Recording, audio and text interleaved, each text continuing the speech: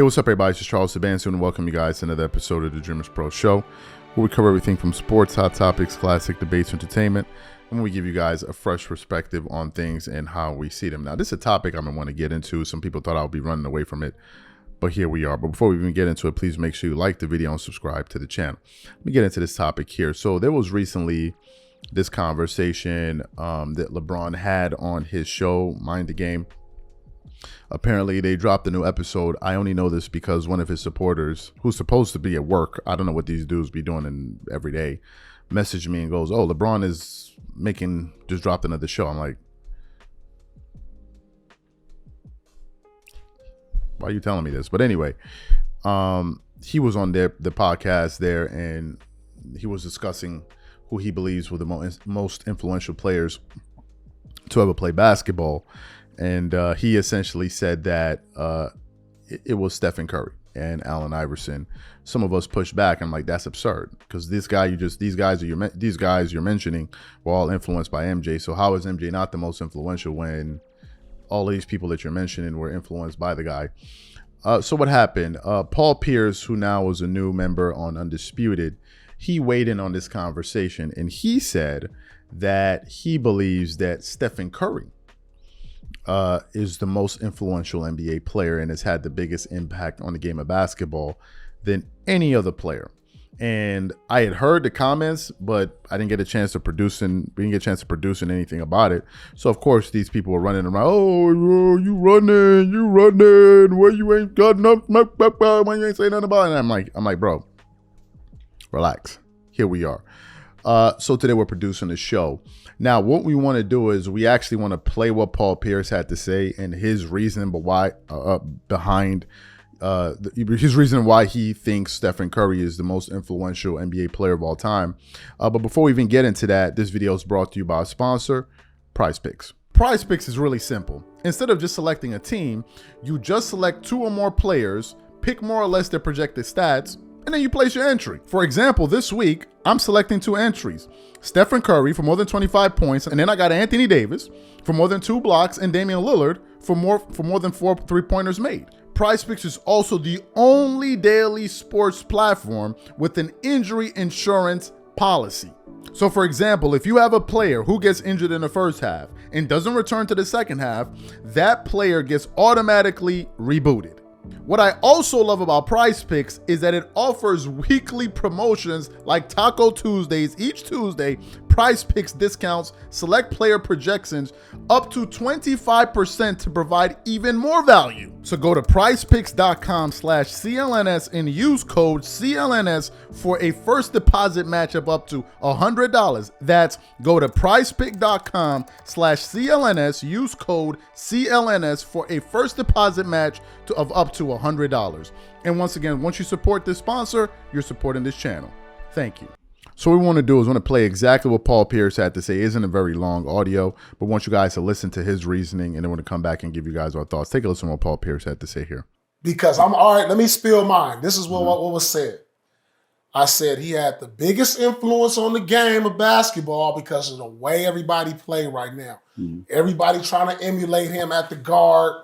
Everybody feel like I can get to the league if I can make threes from deep. And now I see it you a coach. You see it in the AAU circuit. You see it in high school. You see it in college. Every time down, the guard is just saying, if I can make these threes, or 3 is better than 2.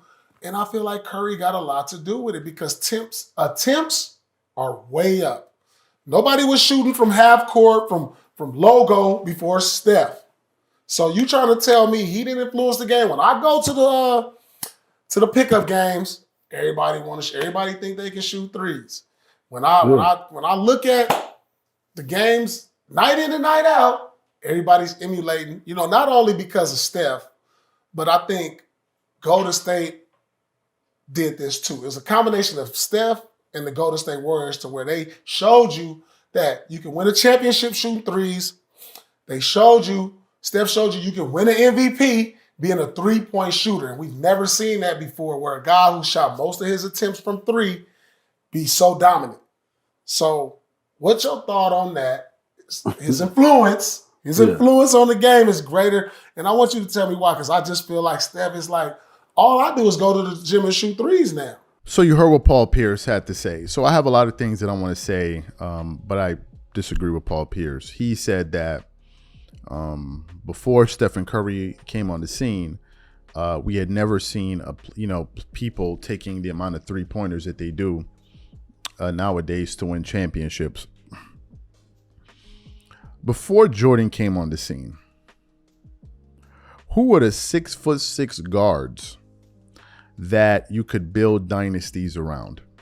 I didn't say guards that you can win a championship around. In NBA history, who were the 6'6" guys prior to MJ coming into the NBA that you could actually have lead your charge to win championships? Who are those players? There was nobody. As a matter of fact, conventional wisdom stated that for you to win championships, you needed big men. And that's what the game dictated.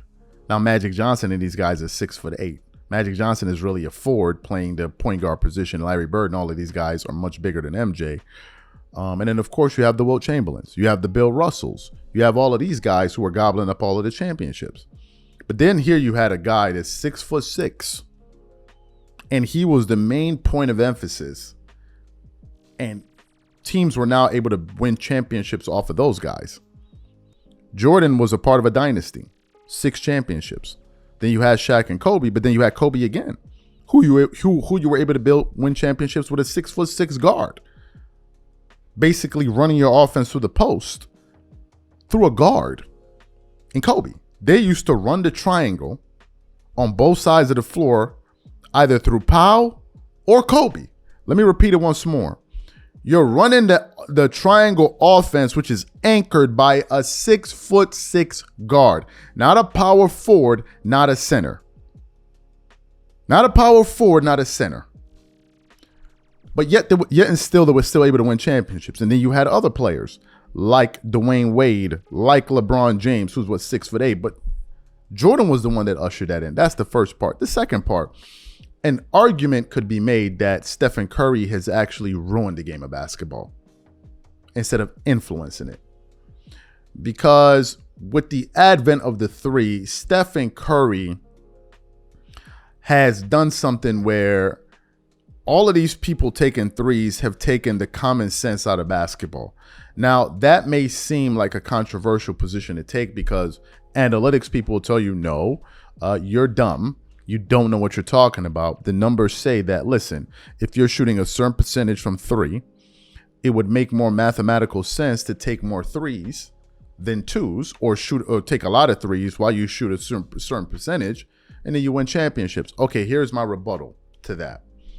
Give me 3 examples where teams have won championships executing that formula that were not the Golden State Warriors. Give me 3 examples. Matter of fact, give me 2. There is no other example except the Golden State Warriors. Now, why is it important to point this out? Because teams were fooled into believing that they could win championships playing the style of basketball that the Warriors played, forgetting that they don't have the personnel. You don't have 2 of the 3 greatest shooters in NBA history on your roster, or the greatest shooters in Stephen Curry. Distant shooters, by the way, Stephen Curry and Klay Thompson. You don't really have an Army Swiss knife. An Army Swiss knife like a Draymond Green. So you don't have the personnel, but yet you're trying to replicate what they did. And how many teams were successful doing that? Nobody. Even the last championship, the Denver Nuggets, they had a balanced offense. They attacked the 3-point line, the mid-range, and the post. You look at the Milwaukee Bucks, the same thing. You look at the Los Angeles Lakers with the 2020 Lakers, the same thing. You look at the Kawhi Leonard's Toronto Raptors, the same thing. And it goes on and on and on and on and on and on and on. But then you have the Golden State Warriors, and you have this example, and now people want to basically copy them because the NBA is a copycat league. I've been saying this for a long time. And now you want to make it seem like it changed the game for the better. No, one could make an argument that it ruined the game. Now, what argument can we make that Jordan ruined basketball? Because if you remove Jordan, you remove the money. in basketball. You remove the branding and the shoe deals.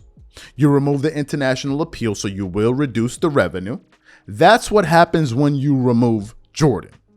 If you remove Stephen Curry, the NBA will still be as big as it always been. Not to discount Stephen Curry because he's an absolute all-time great, but I don't see any sensible argument that one could make to say, listen, there's a player more influential over the sport of basketball than Jordan. That is patently absurd. That is just patently absurd. Jordan influenced people all over the globe to even care about basketball. Forget about playing it. Care about it. That's the fundamental difference that we are not measuring. Jordan made people care about the sport. Understand that. Don't discount that. Jordan brought the moolah to the game.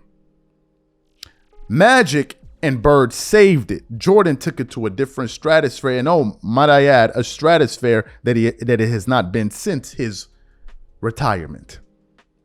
We're not even going to talk about the impact that he had on shoes and the impact that he's had on players like your Allen Iverson, like your LeBron James, like your Kobe Bryant, like whoever the hell you can think of. So I will always disagree with that. No, I don't care who's saying it. I don't care. These are my thoughts. Whatever you guys think, leave your thoughts and comments in the comment section. We'll catch you on the next show.